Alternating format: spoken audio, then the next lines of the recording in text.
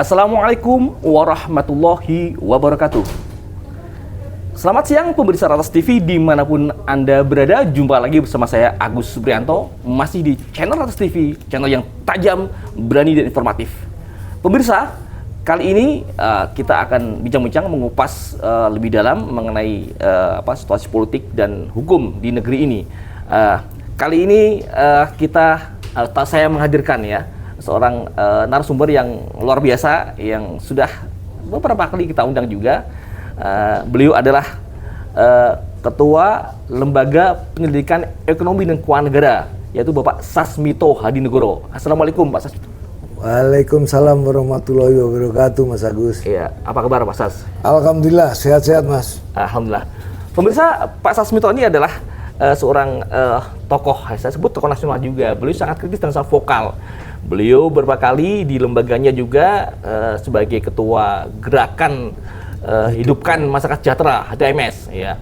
Dan kalau pemirsa searching di Google pasti sudah tahu semua, ya kan? Beliau yang membongkar BLBI, ya, BCA dan lainnya. Nah, kita akan bincang-bincang mengenai penegakan hukum di Indonesia di era Prabowo ini. Kita akan beberapa hal nanti akan kita singgung dan kita akan tanya lebih dalam kepada beliau. Pak Sas, ini izin bentar nih. Ini saat ini situasi politik dan hukum di negeri kita ini mungkin bisa saya katakan belum baik-baik saja kan itu kan. Nah, kita juga tahu bahwa Presiden Prabowo saat dilantik dan pasca dilantik ini yang sering kita dengar bahwa beliau sangat bersikeras atau berkomitmen untuk melakukan pemberantasan korupsi, ya kan? Bahkan sampai Antartika pun akan dikejar gitu kan.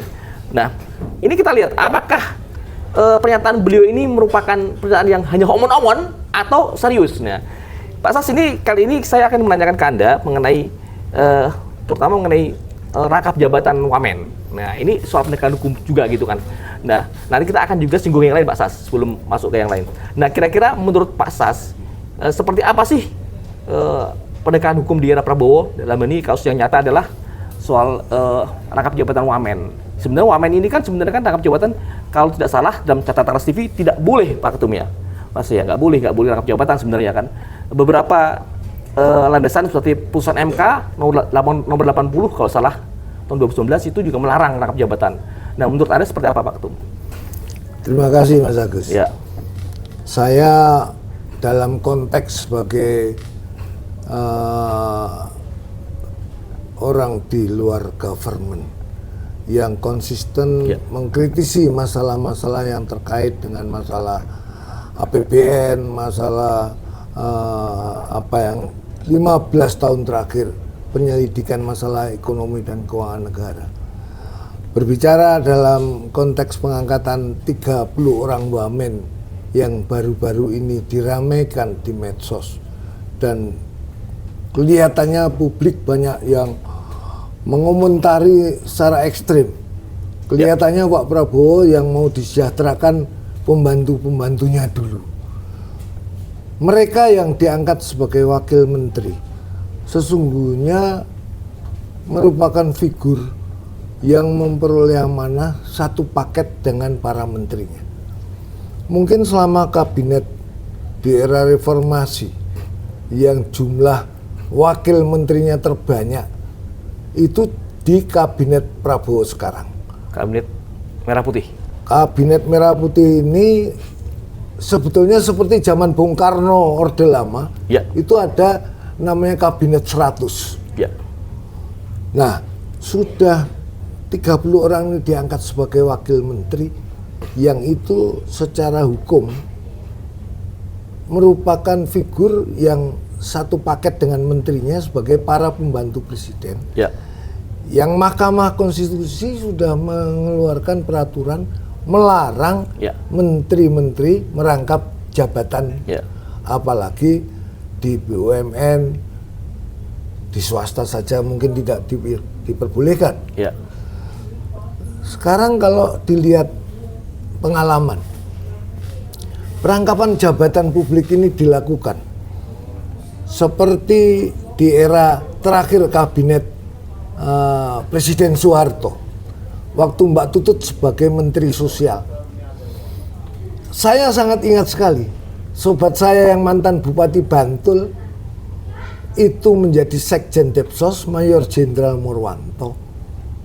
Itu tahun 97-98, beliaunya ini juga merangkap, ditunjuk sebagai ketua yayasan di bawah Depsos yang ada di Cawang itu kantor. Ya. Pada waktu itu saya ingat sekali, waktu Gerakan HMS melakukan kritik keras terhadap sensurigit tahun 2010-2011. Pak Murwanto ikut bergabung dengan Gerakan HMS, ikut demo di depan kantornya Budiono, Wapres Budiono. Ya. Pak Budiono waktu itu ketakutan sampai lari lewat belakang karena kita demo besar-besaran. Ini Pak Budiono mantan Wapres ya? Iya, Budiono menjadi Wapres. Iya. Budiono kan patut diduga terlibat menjadi aktor intelektualnya sensurigit, korupsi uang negara 6,7 triliun. Ya. Waktu itu Pak Murwanto ikut-ikut mendukung Gerakan HMS yang saya pimpin, mendemo rezim SBY untuk mengusut Budiono Sri Mulyani. Pak Murwanto ikut orasi. Dia tanpa disadari, itu tahun 2011 kalau tidak keliru. Tiba-tiba Pak Murwanto diseret ke KPK. Dijadikan tersangka karena menerima honor double kala sebagai Sekjen Depsos hanya 90 juta saja. Anda hitung itu. 90 juta honor dia selama berapa tahun sebagai ketua yayasannya Depsos juga. Yayasannya ada di Cawang itu. Itu sudah berapa tahun? Dari tahun 98 era reformasi sampai era SBY di 2010 periode kedua itu sudah 12 tahun. Urusan undang-undang korupsi itu kedaluarsanya memang 18 tahun. Pak Murwanto itu bisa dimasukkan penjara. Kejadiannya itu di era sebelum reformasi loh. 98. Ini 7 tahun, 8 tahun kemudian ya? Wah, bukan 7 tahun. Dari 98 sampai 2011, 12 tahun kemudian. Kalau undang-undang hukum pidana, itu kalau yang pidana biasa 12 tahun kedaluarsa. Tetapi kalau korupsi, itu kedaluarsanya 18 tahun. Nah sekarang kalau wamen-wamen ini terima honor juga dari misalnya komisaris BUMN, yang itu sumbernya BUMN itu ekuitas penyertaan modal negara dari APBN.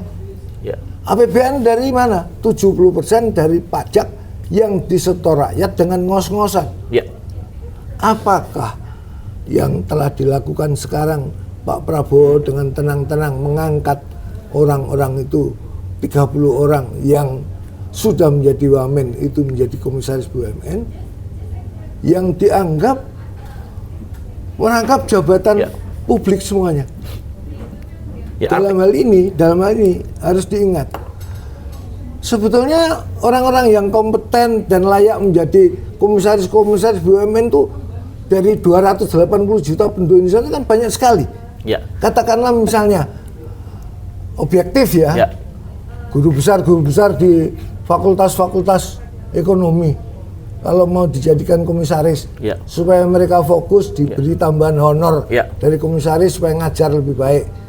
Lektor kepala, profesor itu setelah umur 70 tahun pensiun masih bisa bekerja mengajar, honornya cuma 5 jutaan. Jenderal bintang 4 yang purnawirawan umur 59. Saya kenal sekali Pak Slamet Subianto, Pak Tiasno, itu pensiunnya juga cuma 5 juta. Padahal komisaris BUMN, Anda tahu, dengar dulu. Komisaris BUMN itu honornya berlipat lebih besar daripada gaji wamen. Konsekuensinya, kalau para wamen itu merasa itu lebih enak jadi komisaris BUMN, silakan mengundurkan diri saja, nggak usah jadi wamen. Biar orang lain ditunjuk. Sehingga uang pajak yang disetor rakyat itu dibayarkan kepada orang-orang yang diberi amanah dengan fokus menjalankan tugas mengabdi kepada negara. Ini masalah efisiensi harus dipertanyakan kepada Pak. Menarik Pak Ketum, Pak Sas. Pemirsa, ini menarik karena rupanya ternyata ini ada fakta menarik yang disampaikan oleh Pak Sas. Artinya begini Pak Sas, ada konsekuensi hukum terhadap para wamen ini, 30 wamen ini ya nanti, karena seorang Pak Mubiarto ya dia. Bukan Murwanto. Pak Murwanto tadi yang notabene dia Sekjen Depsos, kemudian merangkap jabatan sebagai ketua yayasan di Bak Tutut waktu itu kan. Beliau baru jadi tersangka setelah beberapa tahun kemudian. 12 tahun. Artinya 30 wamen sekarang ini di era Prabowo ini bisa jadi ada kemungkinan nanti dia akan jadi tersangka nanti di beberapa tahun kemudian. 10 tahun, 5 tahun lagi. Jadi siap-siap di penjara aja Pak Ketum ya. Setelah lewat periode Pak Prabowo. Wah, luar biasa. Loh. Ya. Kita nggak tahu apakah Pak Prabowo 2029 yang akan datang itu sekarang sudah dicalonkan menjadi calon presiden 2029-2034. Benar-benar beliau masih siap secara kesehatan maupun secara politis. Karena saya tahu, hakul yakin Gibran yang kemarin menjadi Wapres memberi pembekalan ke Lemhanas itu sudah kelihatan siap mau maju jadi capres tahun 2029. Ini sesuatu yang menarik secara politis. Karena Pak Prabowo kalau memang mau konsisten, konsekuen, luar biasa. Amunisi untuk membuat beliau menjadi presiden 10 tahun. Itu janganlah melakukan kebijakan-kebijakan yang terlalu kecil menuruti mungkin Erick Thohir mengangkat orang-orang dekatnya Pak Prabowo atau wamennya menjadi komisaris pengurusan. Karena komisaris BUMN itu Anda tahu, mereka 1 tahun itu dapat tantiam miliaran. Boleh ditanya. Sekarang Anda tanya aja, Roy Silaban yang menjadi komisaris Bank Mandiri, gajinya jadi dirjen cuma berapa? Paling-paling 10-15 juta. Tapi 1 tahun dapat dividen dari Bank Mandiri sebagai komisaris, berapa? Dia dalam 4 tahun jadi komisaris, dapatnya 60 miliar. Nah, hal-hal yang seperti ini janganlah membuat rakyat menjadi sadar bahwa uang setoran pajak yang masuk ke APBN ternyata dipakai bancaan oleh para pejabat publik, yang mana Pak Prabowo sendiri katanya tahun anggaran pertama saja melakukan efisiensi. Mengangkat 30 wamen saja sudah tidak efisien. Hanya karena mungkin mau balas budi kepada pendukung-pendukung. Balas budi sebetulnya orang nggak perlu diberi jabatan. Ditraktir aja makan enak tiap hari udah cukup lah. Baik, Pak Sas, ini sangat menarik juga. Mungkin saya akan rangkum dulu nih. Ada beberapa landasan hukum, nanti silakan Pak Sas dikomentari. Pemirsa, menurut catatan Trans TV mengenai rangkap jabatan ini, sebenarnya itu banyak aturan yang dilanggar. Dalam catatan kita, ada pasal 23 huruf B Undang-Undang Nomor 39 tahun 2008 tentang Kementerian Negara. Ini sebenarnya disampaikan juga oleh seorang pengamat politik dan hukum, yaitu Arjuna Wiwoho. Nah, dalam komentarnya beliau ini saya kutip, saya pertegas lagi. Menurut beliau di dalam pasal 23 huruf B Undang-Undang Nomor 39 tahun 2008 tentang Kementerian Negara menyatakan bahwa menteri dilarang merangkap sebagai komisaris atau direksi pada perusahaan negara atau swasta. Kemudian yang kedua, pada pasal 17 huruf A Undang-Undang Nomor 25 tahun 2009 tentang pelayanan publik, itu juga menyatakan bahwa melarang pelaksana pelayanan publik dari instansi pemerintah menangkap jabatan di organisasi usaha.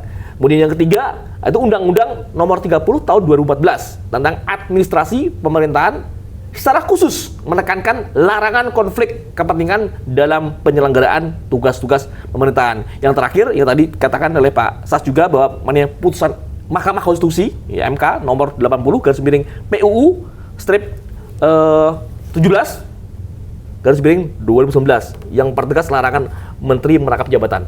Nah, ini Pak Sas, ini menarik. Mengapa ini bisa terjadi rangkap jabatan, dan bukan sedikit lagi, 30 wamen. Sementara ini saya minta pandangan Anda Pak Ketum nih, Pak Ketas nih. Mengapa Pak Presiden Prabowo ini nekat tanda kutip gitu kan? Seperti seolah melabrak aturan gitu kan, dengan yang saya tadi gitu kan. Satu, yang kedua juga yang menarik adalah terjadi kontradiksi. Ada paradok antara pernyataan beliau yang menggaungkan efisiensi pemangkasan anggaran gitu kan. Di satu sisi seperti yang di medsos tadi malah mengenyangkan pembantunya saja, wamen gitu loh. Menurut Anda seperti apa, Pak Sas? Iya, saya khawatir ya. Maaf kepada yang mulia Presiden Prabowo yang saya kenal beliau sejak 2009 mencalonkan diri sebagai wapresnya Ibu Megawati. Saya terus terang jujur, di Partai Gerindra pada waktu itu ketuanya Soehardi, almarhum teman saya, itu ya maaf ini, mudah-mudahan Pak Prabowo tidak menganggap sekarang setelah menjadi presiden seperti beliau itu mengelola Republik Indonesia itu seperti partai politik yang beliau dirikan. Ya. Ini bahayanya kalau tidak kita kritisi. Pak Prabowo nanti dibiarkan itu akan terperangkap kepada perilaku otoriter yang melebihi almarhum Presiden Soeharto. Ya. Presiden Soeharto saja tidak sembarangan mengangkat menteri maupun wapres, para pejabat-pejabat eselon 1 saja sangat selektif. Ya. Sekarang ini ya orang kan pada tahu orang-orang yang tidak kompeten dijadikan pembantu presiden, dijadikan utusan presiden seperti para penyanyi atau figur-figur terkenal yang dianggap sebagai ustadz terkenal, tapi akhirnya apa? Dikritik oleh publik habis-habisan. Ya. Yang ujung-ujungnya yang menanggung malu siapa? Presiden Prabowo. Ya. Nah, pertanyaan Anda sekarang dalam konteks pengangkatan wamen ini sebenarnya harus dikoreksi. Ya. Kalau beliau memang mau menerima apa yang disampaikan publik di medsos luar biasa, ini bisa menjadi sesuatu yang meledak pada waktunya nanti, Ya. yang menanggung pribadi Pak Prabowo sendiri. Ya.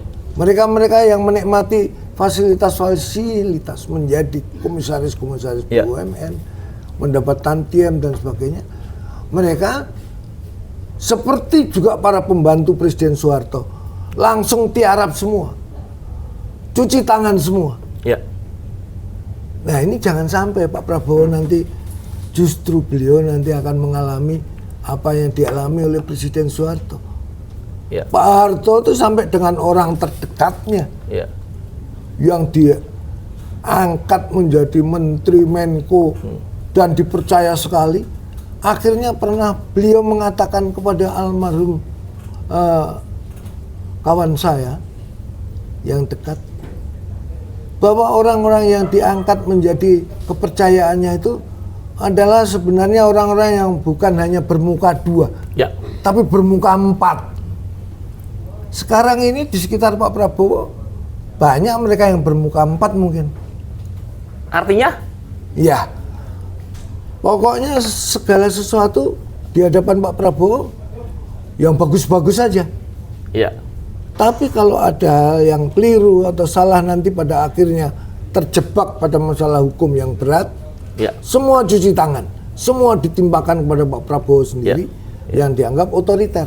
Ya. Nah, hal yang semacam ini sebetulnya belum terlambat. Ya. Kalau Pak Prabowo mau melakukan introspeksi, koreksi, dengan berjiwa besar, beliau itu orangnya sportif. Ya. Beliau bisa menggantikan cara orang yang jadi wamen suruh milih, kamu tetap jadi wamen, tapi mengundurkan diri jadi komisaris BUMN, atau kamu milih jadi komisaris karena honornya lebih gede, kamu mundur jadi wakil menterinya. Ya. Ini sesuatu yang mungkin merupakan saran saya sebagai solusi bijak kepada Pak Prabowo supaya jangan sampai beliau mengalami seperti apa yang dialami oleh almarhum Presiden Soeharto. Ya, ini menarik, Pak Sas. Sebenarnya kan banyak nih anak-anak bangsa yang punya prestasi, punya kemampuan, punya skill, ya kan, yang sangat bagus, yang notabene dapat atau bisa dijadikan wamen oleh Pak Prabowo, gitu kan.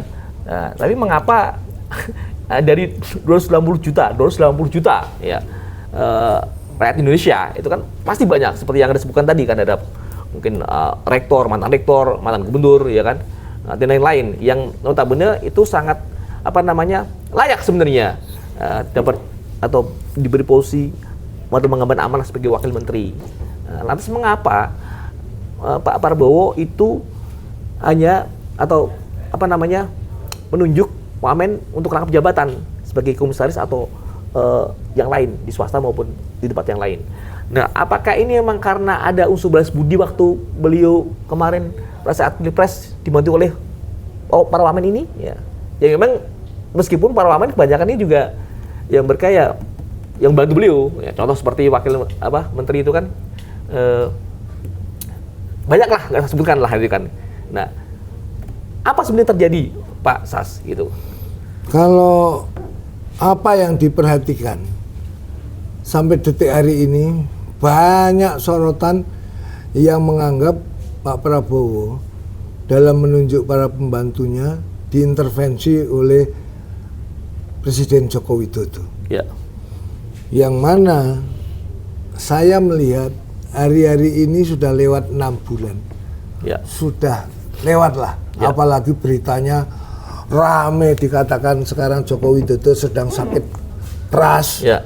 Bahkan ada yang mengisukan Joko Widodo bulan Suro ini mungkin sudah meninggal dan sebagainya. Ini isu-isu yang ada mengatakan hoak atau mungkin juga direkayasa oleh para buzzer-buzzernya supaya Joko Widodo tidak dikritik lagi. Ya. Karena apa yang memprihatinkan,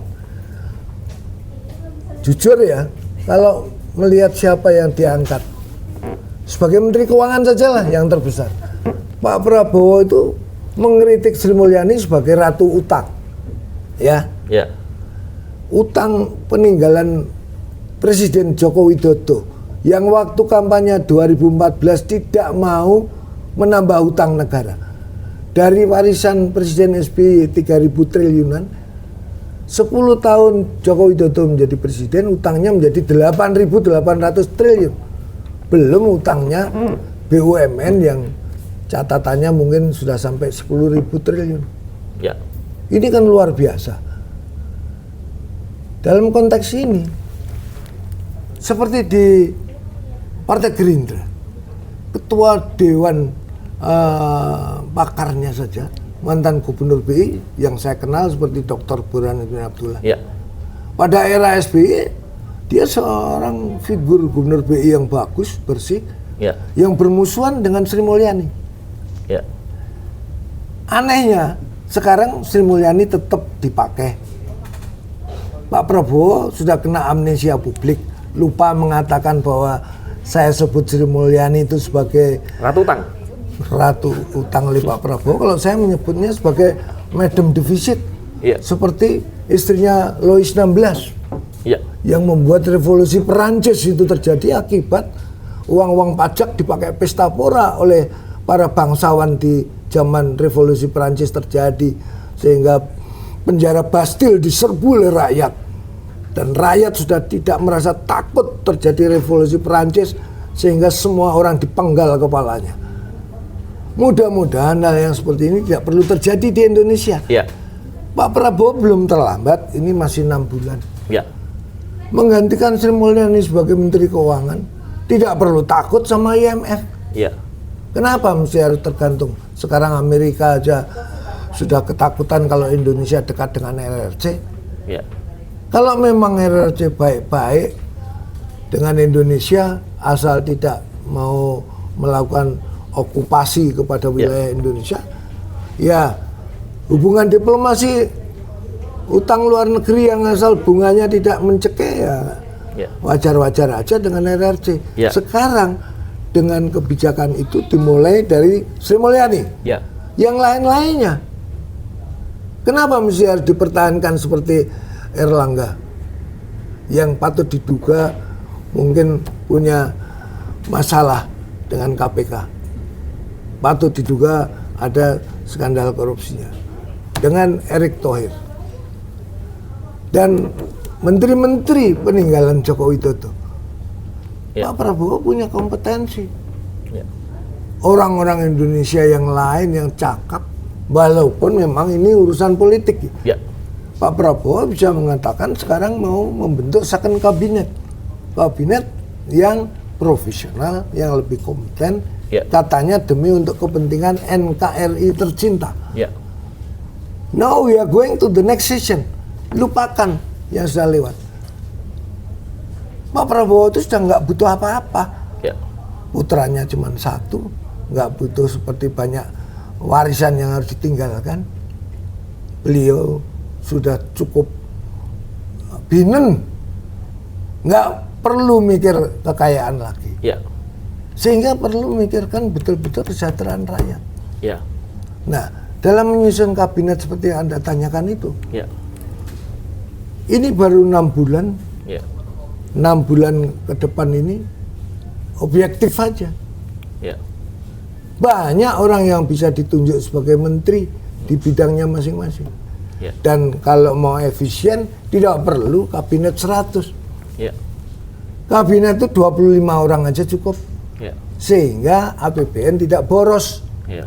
Kenapa? Karena jelas selama era Joko Widodo 10 tahun, defisit tiap tahun itu 500 triliunan. Jadi 5.000 triliun selama 10 tahun itu defisitnya. Utang negara, Ya. kenapa kok jadi 3.000 triliun, jadi 8.800 triliun? Ya. DPR diminta dong untuk meminta pertanggungjawaban Menteri Keuangan Sri Ya. Mulyani Ya. dan rezim yang lalu. Ya. Nah, ini mudah-mudahan tanpa saya bermaksud untuk mendiskreditkan siapapun saja, tapi kita objektif lah. Ya.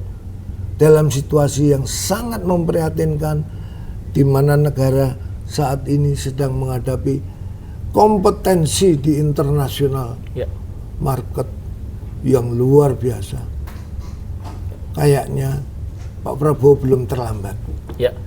Masih banyak yang beliau bisa lakukan. Ya, artinya sebenarnya dalam 6 bulan ini beliau masih bisa memperbaiki ya kebijakan beliau, termasuk tadi 30 amen ini mungkin bisa diperbaiki ya. Artinya mereka harus bijak memilih gitu kan, apakah tetap jadi wamen atau milih jadi komisaris Ya. kan gitu kan, atau yang lain gitu. Ya. Itu yang kecil-kecilan. Ya. Yang besar-besaran. Ya, baik, luar biasa. Pemirsa, Trans TV di mana Anda berada, ini semakin menarik tentu karena keterbatasan waktu mungkin kita tidak bisa kupas semua. Jadi Pak Sas nanti mohon jangan di-spill semua, jadi muntahkan semua. Nanti next kita akan buat lagi pembincangan lebih hangat lagi. Ya, pemirsa, demikian tadi bincang-bincang saya dengan Ketua Lembaga Penyelidikan Ekonomi dan Keuangan Negara, Bapak Sasmito Adinegoro. Beliau juga seorang Ketua Umum Gerakan Hidupkan Masyarakat Sejahtera atau HMS. Ya, nanti kita akan bincang-bincang lagi di sesi berikutnya, tentu dengan topik-topik yang menarik lainnya. Demikian, terus pantau di channel Trans TV, channel yang tajam, berani dan informatif. Terima kasih. Assalamualaikum warahmatullahi wabarakatuh. Wah, Terima kasih Pak Sas. sama-sama. Oke.